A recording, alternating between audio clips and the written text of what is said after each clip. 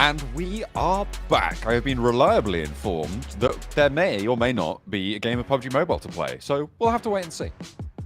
Yeah, we will. But right now, we're having a good time. We're chilling, and we're waiting for the match to start. Hopefully, it will start this time. I can't make you any promises, though, sadly, guys. But in 40 seconds, and maybe a couple minutes after that, we will know the truth. But yeah. At the moment, it's been a cool one so far in terms of the games we have seen. A lot of teams stepping up, no real standouts at all. It's just been a case of most teams having their little moments here and there. It's been quite close. I think Mirror State Jong is probably the only one that maybe has that a little bit of a standout that I could say. Purely because their rotations so far have been very strong. Though in terms of firepower, it's not quite visible just yet.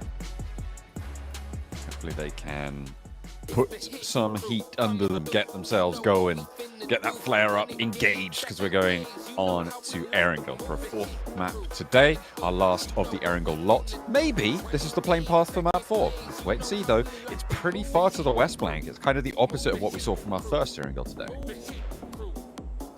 Yeah, I think for quite a few of our games, we had been seeing quite a few unfortunate playing paths. And again, I would probably put this one in that category as well, John. Over towards this western side doesn't really open up a lot of the east side of the map. So this is a complete flip on what I was talking about before, with the nice horizontal playing path giving a lot of options to teams. This time, is going to shunt a lot of our squads over towards the west side of the map, opening up more space towards the east for those late game rotations. But that all depends on this next circle, because it might just lock everyone in a fairly close spot if we get a western circle on this one. MSJ again, South George, could be more hotly contested than the last time around, but it looks like no one's really going to give them too much trouble out on the western side. Twisted Minds do have that coastal split drop. Zeus kind of in and amongst it. BTR breaking out. They're going to be pretty happy that this game got restarted in the end of it. Of course, going down early to a hot drop with Inco. Inco losing one of their players. But with the playing path as it sits, it's kind of unlikely that you are going to see them crash into one another. That was born from the fact that they were just going for that super hard hot drop. Here's another interesting circle. We had military last time around on the attempted start of the match, but this time we're going back down to the southwest peninsula. Yeah, so it doesn't change too drastically. I mean, we are still heading down towards the south side of the map, but not quite into the realm of Sosnovka. This time around, though, we will have Vampires down towards the south, coming off the back of their previous win. Another position where they can play pretty damn well from, honestly. Team Spirit got themselves locked into a nasty scenario with Nomi going down a fair few times, kind of staggering their approach into this game. Hopefully not the same again. Probably had a little bit of a stern talking to from Captain Kitsune. Just getting his troops in line. Get everything lockstep so that they can move forwards into the future, defend that second place spot, maybe chew into the gap that Major Pride have as well up into first place, because they have obviously so far been the standout performers with the elimination counts that they've been able to get. It has been pretty impressive stuff. Team Spirit, they're grabbing those vehicles, breaking out along that coastal side over towards their farm split area. They're making sure that they've got enough loot on, because you can see right now Nomi prioritizing that vehicle, as is the accepted method of starting the matches here in PUBG Mobile. Just going to be heading on in, grabbing a bunch of loot, going back into the west side on the circle. Major Pride, we just talked about them, but we'll talk about a little bit more here. And I think that they have been kind of fortunate on a lot of their circles so far. Sandhawk, where they got themselves the win, they were sort of out the action for quite a while. They didn't have the greatest position in terms of a central spot in the circle. However, the circle did keep moving down towards them and give the benefit of that high ground. And with AZ sending forward as well, gave them a nice position to move up towards. Here's an interview. You have one of the best performances in PMSL CSA. You ended up in 5th place. How are you guys feeling in coming into PMGC? We're feeling great. Amazing be here. We. It's okay. I don't know how to say a lot. Just very cool. Every day we smile and walking here. I don't know. That's good. That's the attitude that you want to have, right? Especially coming into PMGC. Now we have played 3 matches. You guys were able to perform really well in Sandhawk. How are you guys feeling now after those 3 matches and being one of the top teams in the leaderboard? Before the games, we have a lot of problems because we don't have playing on our spots. So we changed it 2 times because a new team from China take our new spots. So we should play on new spots for us, but zones and our team play help us, and we playing good now. So we will try do the same next and more. All right, well, hey, it's working. I appreciate your time. It was Station from Major Pride. Back to you guys. Hey, thank you very much, Seven. A little bit of insight there between the matches into Major Pride's position. Obviously having to adjust and doing so very well, Blank. Right now they are around that ruins area on the split, moving further southwest towards Gatka. Yeah. I actually want to touch on them. Seven interrupted us with an actual interview with the players, but yeah. He pops out like a little interview goblin. But yeah, I think for Major Pride, they certainly have had positions on the map where they haven't really had to fight too much and kind of can capitalize off the back of some of these straggler teams coming out with. And so that has assisted them towards this 42-point margin. I'm still curious to see how they'll play out the rest of Group Yellow. Although they do have a nice buffer to start with, I'm not entirely convinced yet. I do know a lot of the players on that team, and although they are good, I wouldn't currently put them at the caliber that they're currently playing, and maybe they've just been practicing real hard. You know, like they were saying in the interview, they've just been really ready for this tournament. But yeah, I'll need potentially a couple of days play to realistically lock down what I truly think of Major Pride. I mean, it's interesting, right? Because we heard what he said about having to adjust the drop spots, adjust a couple of rotational paths, and that is very interesting to me because it means that other teams won't have the research on what they're planning to do, right? It means that they won't have been able to download the strats that they were playing, and so what they're doing is maybe unexpected, which is potentially what has allowed them to gather up so many of these elimination points because they've been just completely throwing caution to the wind and changing up what they're doing. So perhaps that plays in. So you're right. Definitely once teams look and analyze what Major Pride have been doing so far today, they will turn around and immediately clap them back. We'll have to wait and see if that is to be the case. A few teams sort of taking a different approach this time. And you know what I really like? I do like the adjustment from DRX. Because from that last game, we saw them instantaneously take a heavy rotate down towards that south side with little to no care as they'd waited quite a while into the game. It was around about this similar moment in the match, around 5-6 minutes. And they lost a player because of it. This time they're a lot more cautious. They're realizing that this is more of a central type lobby as opposed to one that likes to play out towards the edge. So being more careful with this approach as they make their way down is the smart choice. They are slightly split up though, which is the worrying factor. But right now, at least they have some innings towards this game. That's what it's all about. Just got to stay in it to win it. You can't win without staying alive, and that's what these teams are looking to do. Better than everyone else, you'd hope. 16 teams still, and nobody going down just yet, but teams are starting to condense around this quarry area. We've seen some conflict in this spot already so far today. See if it goes a little bit better for...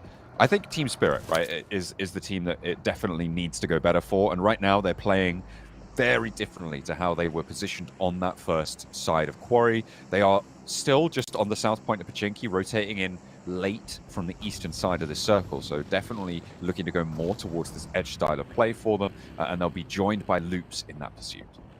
I think this is the smart choice, because I think, again, it's an adaptation for a lot of our squads where, you know, for that last game, Team Spirit got themselves locked into an awkward scenario on the south side of the map. Now they know that it is incredibly contested, so they are just comfortable to play out on that eastern side. And they were close enough with their drop spot as well in farm that they could take the time to get very much looted up. They didn't have to make a hasty approach towards the circle, and now can start to play maybe further on the outside. They know just how painful it can be to get trapped up in quarry. Well, BTR is on the cards for them. They're over towards that north side. They are rotating in past RSG at the moment. Circle shrinks and again keeps Quarry in the most of it. Team Spirit trying to go over towards the beach, and it's just not going well for them. Their forward position goes down. They're already losing players. Harame Bro is there. RSG also just taking his shots, and yeah, Team Spirit having a really rubbish time on the south coast. Yeah, this is their typical spot that they'll play, though, which is curious to see RSG picking this one up alongside with Bro Harame. So there was absolutely no space to play that. Again, it's a weird decision from Team Spirit. They knew they were late into the circle. I think at this point in time, you just play a slow game over towards that northern side. It's likely a lot of these spots are already be taken. The ditch down towards the beach side, as well as the encampment that sits with the auto turret on the top of the beach. So yeah, an interesting choice from Team Spirit. It's weird because they make that decision to not go in towards Quarry because they know it's hotly contested, only to go into what a lot of people would describe as not the greatest positions in the world, but another that likely will have teams in it. So down to 2 players now, Team Spirit. I didn't like that play so much. I don't think they did either, having lost 2 of their players, but they do manage to get a pretty decent spot, all things considered, on the compounds just on the road from Primorsk on the southwest side, ahead of Vampire as well, pushing Tony K out of that area. Elementrix in a little bit of a crossfire situation against DX Xavier, but luckily the burn is good over towards Paragin, finds that knock, and he's doing a lot of work. Sat in the saddle right now, and terrain will be his cover. Avu Station able to get that flush as well. DX Xavier lose another. Yeah, with this circle, it looks to confirm much further towards Quarry as well, so it becomes a bit more of a focal point now, as there is still quite a lot of water on that south side, so it's likely going to center up a little bit further towards the north. Yeah, curious. Definitely curious that DX Xavier just allowed Elementrix to get into the midst like this. Paragin getting cut off there means that one of their off angles is at least gone, and more damage pouring on over towards DX Xavier, where they had such a comfortable hold over towards this area of the map last game. Nade up for Elementrix. Doesn't quite get the knock that he was looking for, but does tag a little bit of damage, and that again just bows down DX Xavier somewhat, but Twisted Minds finally finding an angle with Robs on the west side of Quarry. Next circle just about to hit as well. So we'll see if we are going to get another coastal side shift, or it's going to put us up in the hills. We go northeast on the circle. It keeps that ridge to the south, that forested ridge line that teams like Loops are probably going to be looking to try and sequester themselves in. That farmland compound as well. It'll be really nice and powerful for them on the southeast side. A lot of Quarry still in. It's kind of an awkward circle for a lot of our squads. I think at the moment it should be Loops with one of the strongest positions, taking up that compound area underneath Cat Hill. It's a big compound to hold, though. You can't hold all of it the entirety of the game. You'll likely have visitors that you'll just have to give up some space towards, but you can certainly do a lot of damage as they come in. So for Loops, I'm pretty happy with that position for them. Again, it might look like it's decent to be playing over towards Quarry right now and playing that hillside, but there are so many teams here. It's really difficult to pick a location to stay, as there's so many sightlines looking around. Alpha 7, though, on the western side of the map, they're gifted the opportunity to leave from this location without too much difficulty. Here's Inco versus BTR, having that fight happen again in front of them. It's rematch time. Satar trying to hold the door frame, has backup across the way, and Zuxi able to give his teammate the moments he needs to stabilize and get back into the fight. Vitali down, and look at this. One player now left, inactive for Inco. Satar with a nade out the side, catches him on the heel, but doesn't quite get the full knock. Another one to come on through. A knock over towards Zuxi, leads it into a 1 versus 1. Where's that nade going? You know he's over there. There's spray downs. It's Loops picking up these points with a third-party angle. This is massive payday coming through. BTR are denied these valuable points they need to stay towards the top of the tables. Still in a 1v1, though. Satar tries to catch the player on the cross, takes a little bit of damage, but in the end, it's all Loops all day to take these shots. Ah, that is unfortunate. I mean, finally, the last player from Inco goes down. And this is something that Seven was talking to us before about on this match, was that BTR sort of expected that hot drop over towards Garden in the first place. But Inco is known to be quite a stubborn team, and that they are. They go for it once again. It doesn't work out Here's Bro Harame up against Alpha 7. Good initial pick off, but more damage around the corner, and that's him going down pretty easily. Circle is pushing in though. I think they should be able to get this res off in time. It's stage 3, but they got to do it right now. 2 players for Bro over behind the tree now, but they got to reposition away. All they need to do is outlast Alpha 7 on the south side. Because this rotation needs to happen first from Alpha 7, we are still in stage 3, but look at Carrillo. He goes straight up the hillside here. Federal wants to try and catch him off, but he's already behind the headland, so a really nice run out there. Alpha 7 with their forward position. So we lock it down over towards Xavier's spot, and obviously Xavier's lost a couple of players already, but it is DRX who I've got my eyes on. They were able to complete that regroup after being a little bit split up for some time, but it's a nice position to be in for them. And again, happy with DRX's approach to this game. I mean, they've quickly readjusted off the back of what happened last game. You saw a little bit of adjustment coming through from Team Spirit, but I think some of the decisions afterwards need to be reconsidered, maybe going into the next couple of days. It's not often you get to play around the same place twice in a row. Alpha 7, though, comes up against vampires, and one player will be immediately shut down. If you get a knock, it's not likely players inside this lobby are going to let Sleeping Dog slide. They'll immediately try and flush a player out to make their life easier in the long run. The nades down towards McGrellan doesn't quite connect, forces him out, but maybe that's a bit more than you want. Unfortunately for McGrellan, he will be felled here, up and into the fight. A little bit of a challenge, but Alpha 7 yet again taken down here. Only the one limb to show for it. Vampire ready to pick up the points when they present themselves. This is Primorsk. You can't get anywhere without Vampire having their say. I mean, some really accurate nades there coming through. Mafioso gets himself a vehicle elimination as he sent through, and 5 elims found for Bro Harame before they did dip out of this lobby. Good nade over towards Darkin. That should be one going down here. It's Mir and Sejong, who have been on a 2-2 split for quite a while, actually, and they've been very good at this over the last 3 matches as well, just in terms of being able to hold multiple positions and then control the map in that way. It's one of the reasons why we actually didn't see Alpha 7 make that western approach, because Mir and Sejong was holding so much area that they didn't think it was all that good of a play for them to make. Darkin down to the flush nade from Hoxie. Final. Crawling back should be Resable. Rita trying to stop this. Up close has good chance with this auto shotty.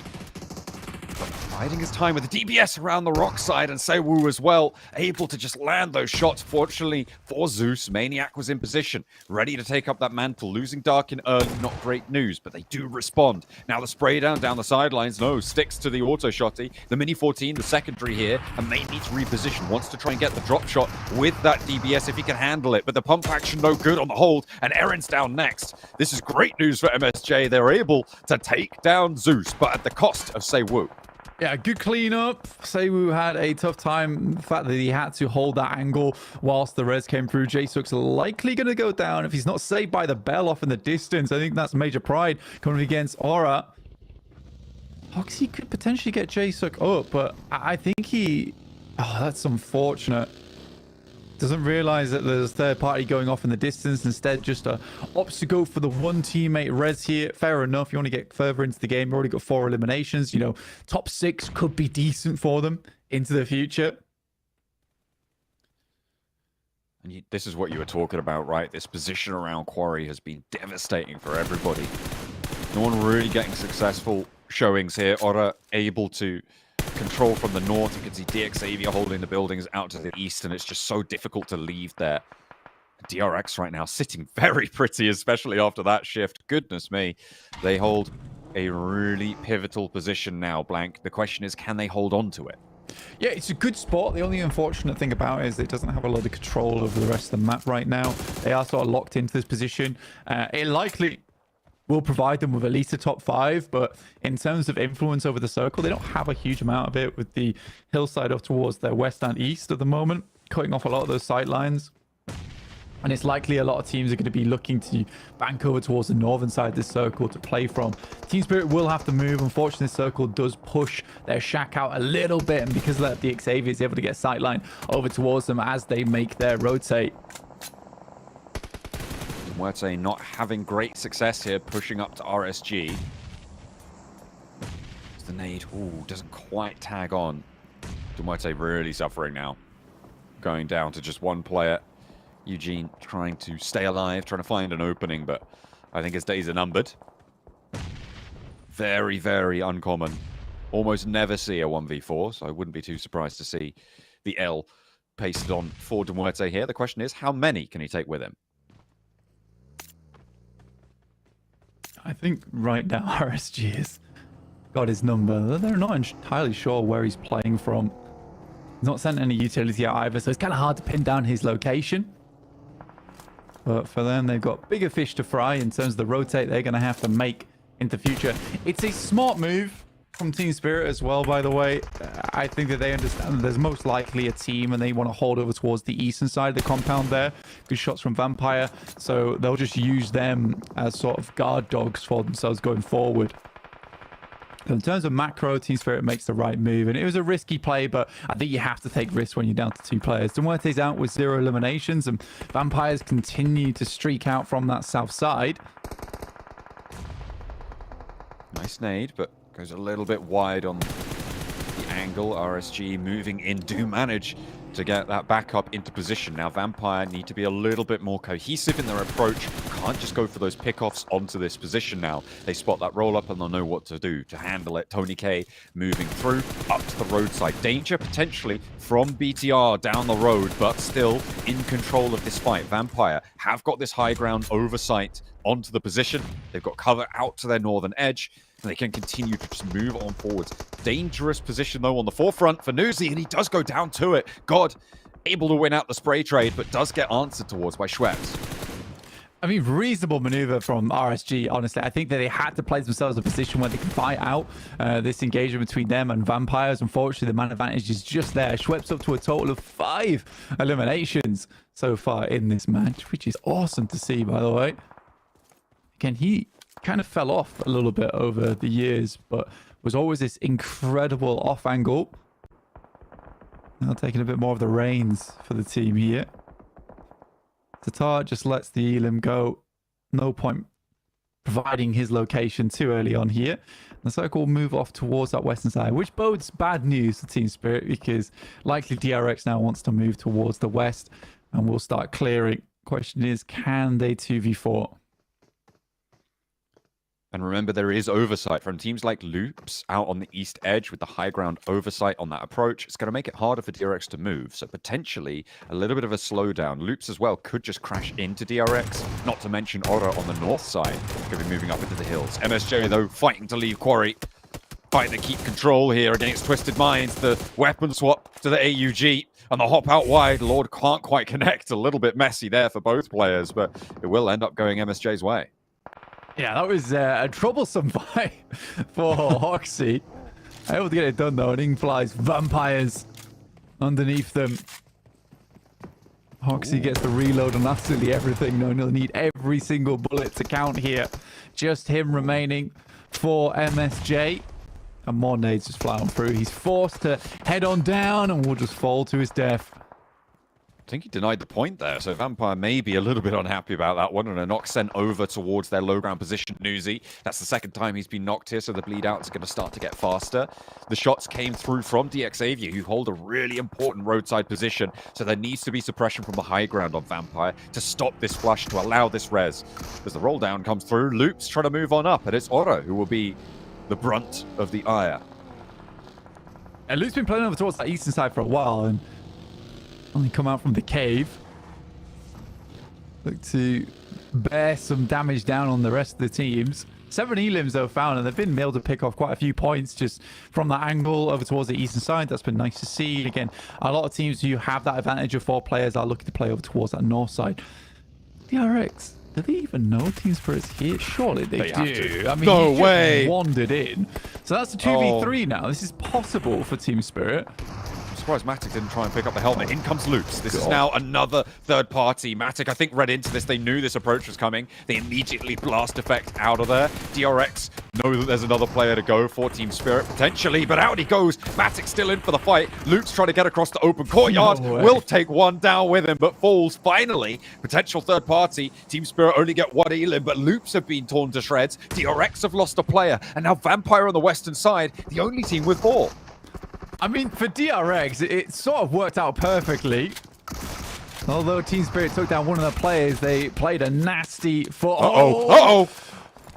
Nino with 2 for the DBS goes pull. They shot around the side, but will get shut down in turn. Soaz keeps it together. DRX back to 3. Man, I think he just held out the shotgun. He's been so clean with cover. Didn't take a lick of damage either. And you just hold your ground there. Try to pull the utility. You know why he did it. Tried to confirm 2 points for himself. I think you just got to go for the 1v3. Trust in yourself in that situation. Vampires, though, great game from them. Schweppes up to 5 eliminations. He's been fantastic this match so far.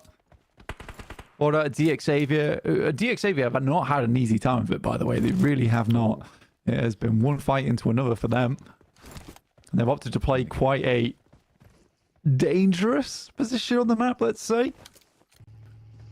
I mean, they do hold a pretty solid angle on this run out. Sure, like Levi's is in a bit of danger here. He's exposed. But how do you get to him right now if you're Vampires? Because of that backline for DRX, because of Aura, it's basically impossible actually to move up to this wizard tower.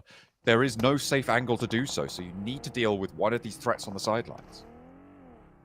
And right now for DXavier, it's a strong spot that can hold 2 angles and support one another from it. I mean, at the moment, Levi's is that linchpin, though. If he goes down, the whole plan goes kaput, essentially. So more than anyone, he's got to play well. Good pick-off from Satar as DRX tries to obtain an off angle. Denied. Satar gets the vehicle as well, but immediately shut down. Wow. Vampire ready to pick that up. Long range with the Mini 14. I mean, that's an unbelievable shot from Newsy, actually, on the Mini 14. We love to see it. Beautiful. Let's see more. What's he got left? Does tag some damage, but not really going to slow down the rest of DRX. However, the shots are being given to him. The spray from the M4 not quite as on target, unfortunately. Back to the Mini 14 he goes. I mean, with the bullet drop off, it is potential to hit that shot, but it's very difficult to set up. Good nade down towards Hoda. We'll find a bit of damage. Just question how much more utility Vampires has to work with, because they have been through the ringer so far. They are expending a lot.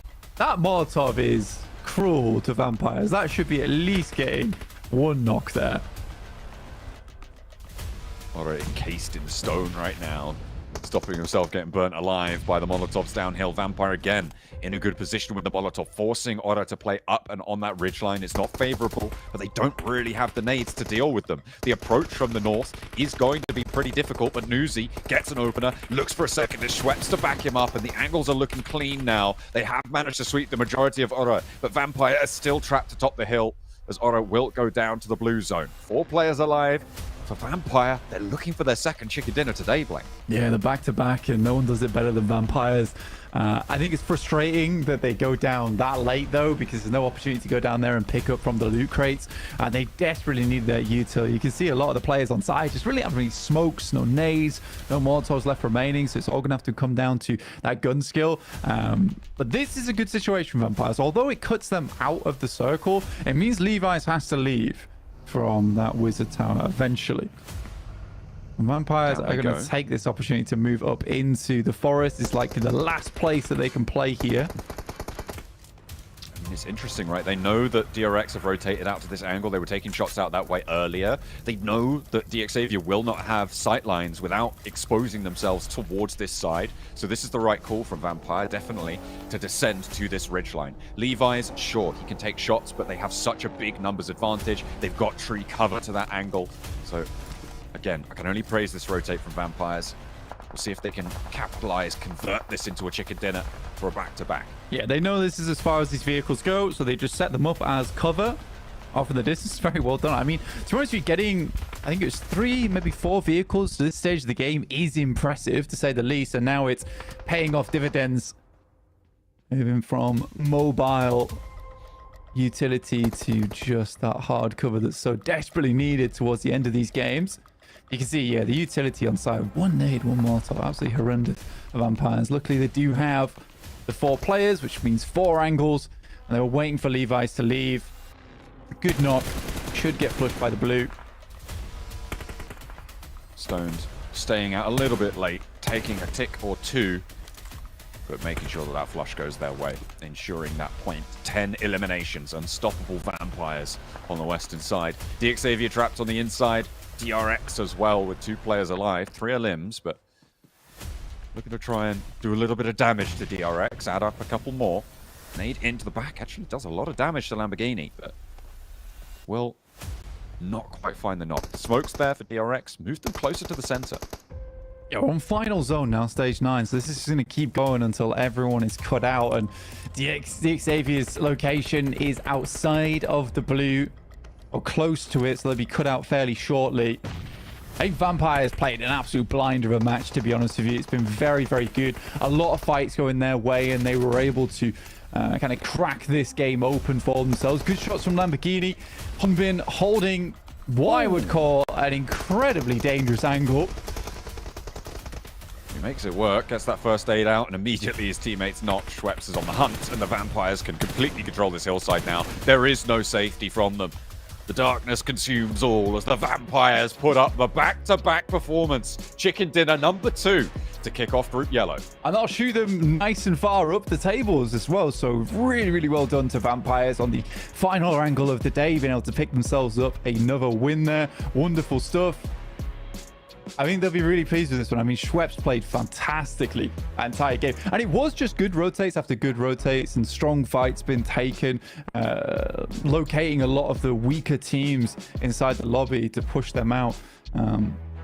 But for DXavier, I think they did a good job, all things regardless. I don't think they should be too unhappy with that game. I don't think they had the greatest position in the world. I don't think they had the greatest start to that game either. Yet they set themselves up with a good cross angle, really good control of the terrain, and they'll get themselves second place off the back of it. So I think they should be pleased with themselves. I definitely agree with that one. They definitely should learn and take some lessons from that. But Vampire, even more chuffed with their performance in the last angle of the day. Let's head back to the desk. Yeah, a little bit of normality coming back into the mix here at PMGC League stage for Group Yellow. As John said, Vampire with the back-to-back. And Max, you were even commenting about Vampire being very methodical and very smart in their movements. Yeah, I mean, it's not even just the movement and the movements they're doing, Jason, that are good. It's the timing at which they pull off the moves. They're doing it while teams are maybe busy fighting each other or in the midst of a rotation. So they do it when teams are the least capable of negating their rotation in the first place. And here you can see the position they went on the western side of these late game circles, Hot Juice. The timing, like DX could not respond to it. Even sending Levi's over to Quarry, DRX could not respond to it because the timing was so on point. And boy, oh boy, Schweppes was so good in the process. So, hey, Jukes, we're back there. Vampire, they're here to play. Oh, they are back indeed. Back-to-back chicken dinners. Like you mentioned, Schweppes just went crazy in that one. 7 eliminations all by himself. These guys are on fire off the rip here. So I mean, when it comes to Vampire, you named it, Max. I mean, with the way that they push squads, their fight decisions are so on point. And then once they are all, they all together, all 4 up, blue zone to their back, they're unstoppable. And then Schweppes leading the charge like this, and with Miramar left to go, these guys are looking good here, Jason. And Max, you were talking about while the game was breaking down, that Vampire, they could push into Twisted Minds on the west side of Quarry and look for that to be their avenue to actually push into. Instead, they go for Reagan's Gaming on the south and then wait for the zone to shift another time before they do make their actual movement. I was curious if you were content, pretty happy with that decision being made out of them. Yes. So one thing that they were doing a lot in SCA is suffocating teams outside of the circle. They're very good at outliving teams that are in bad spots and they just want to clear their backs. They did it against RSG, as you mentioned, Jason. That was a very good play. But even earlier, even before that, Jason, I'm not sure how many people have caught this. They went north of Primorsk and cut off the rotations of Alpha 7 and Harame Bro. They got rid of 3 teams on the southern side of the map to make sure their back was cleared and they can play the high ground however the hell they really wanted this game. So Vampire, they knew we have potential to go really far this game. And it starts on phase 1 to start clearing teams we know can potentially become a threat later on down the line to just have the easiest time to wrap up the game and get the win. Like, from minute one, they're already thinking, if we want to win, we need to kill this team or this team. And they do it so quickly that the threat is just not there at the end, and they just have an easy time getting the win. So yeah, the setup is there from minute 1 until minute 25. Well, Jukes, if we're talking about threats, thinking back to this match, Bigatron getting redemption up against Inko here in the wasn't necessarily a hot drop this time, but in the confrontation they had. Got to be happy about that one, considering we had the remake before where Bigatron did lose out on this one. And Inko having a tough time, man. They went out 16th place yet again here. I believe it was like no eliminations on top of that. Are they still your hope? Are they still America's hope? They will always be the hope, because guess what? They're our only hope at this point for when it comes to North America. But I mean, they got to be frustrated. You know, they get a nice little hot drop win against BTR. And the word on the street is these guys, this was 100% intentional. BTR knew that the hot drop was coming. They lost it. But, you know, got a good remake that worked out for them. And then they end up winning that fight in return. So, I mean, BTR showing that consistency that got him here in the first place. Jason, you can see Sotani. Right. Okay, how many Rolexes can I get from this PMGC again? He's ready. He's got space. I mean, I'm a big fan of Rolexes. I don't have any. I would like to have them eventually.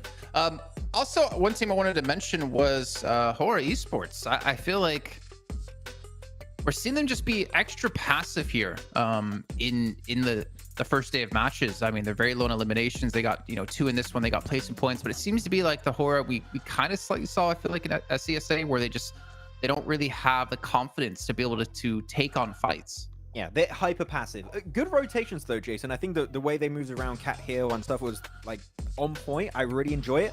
But they have a similarity to what I saw from BTR back in SEA. Very, very big similarities, which is in good positions, but not pulling the trigger at the right time to maybe make that rotation have an impact. They just let things happen, let teams maybe leapfrog even their position. And by doing so, Jukes, I mean, you just lose track of how this game is going to go down, and you just lose an opportunity to maybe reach the late game, maybe even get a win. But Horror are just hyper passive, and we need a big change if we want to see them do something in this lobby. Yeah, I mean, honestly, I think it's nerves for Horror, because we saw them in a couple of Erangel matches ago, just like in the late game, just kind of send it towards the center, and they just got destroyed, So when that happens, and if you're nervous, sometimes it'll make you force to play passive, So I hope they kind of just shake that off and make it happen here. But man, look at that Schweppes.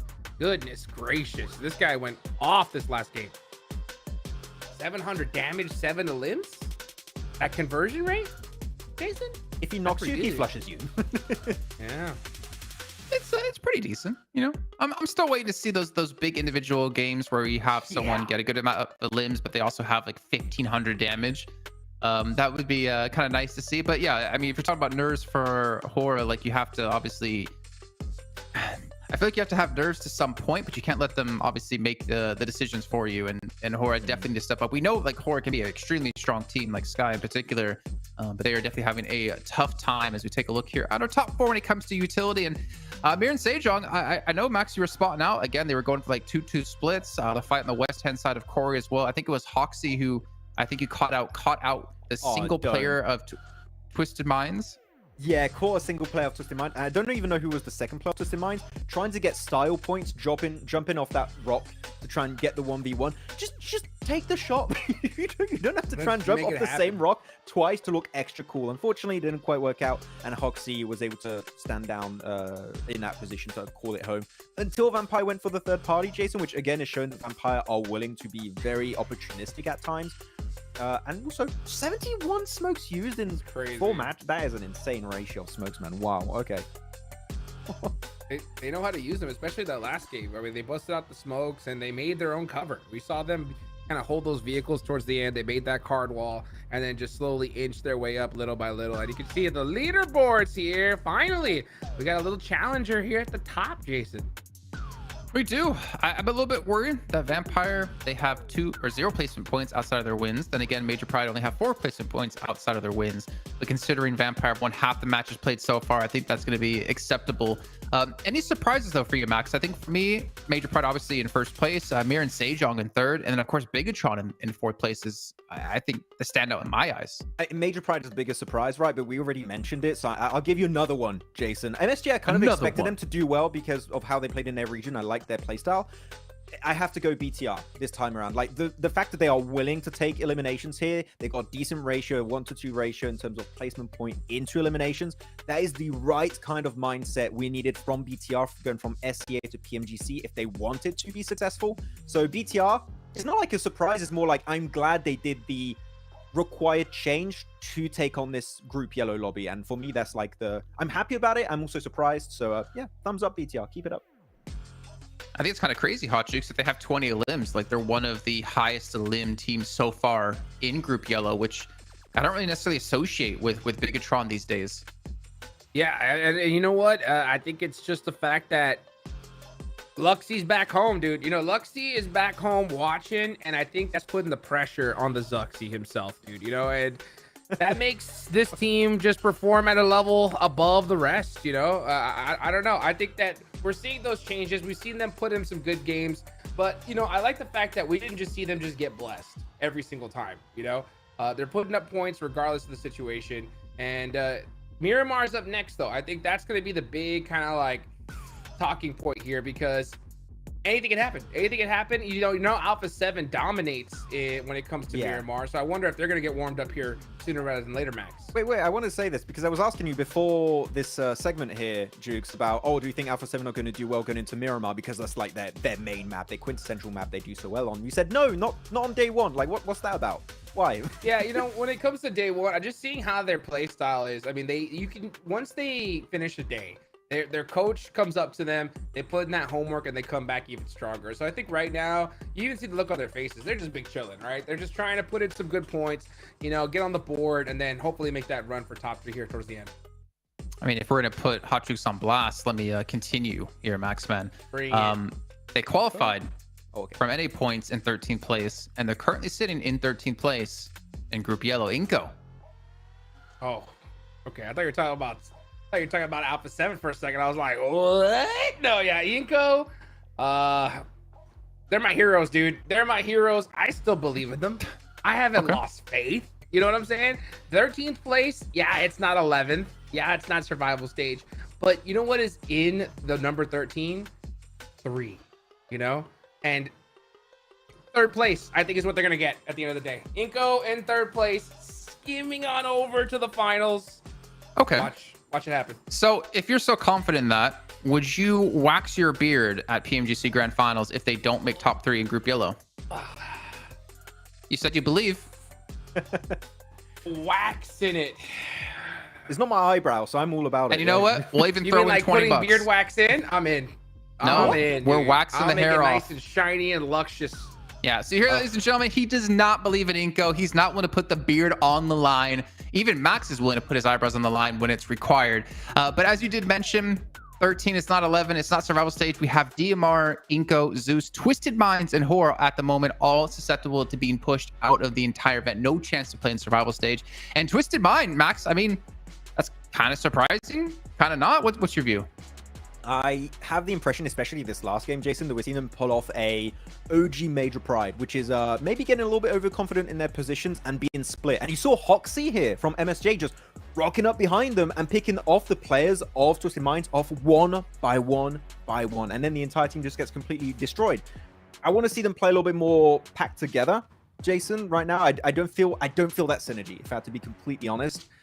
Heading into Group Yellow. So again, there's that potential. We know they can frag out big time, like really big time, but they're not really giving themselves the tools to make that happen. So I want to see them fighting together a bit more.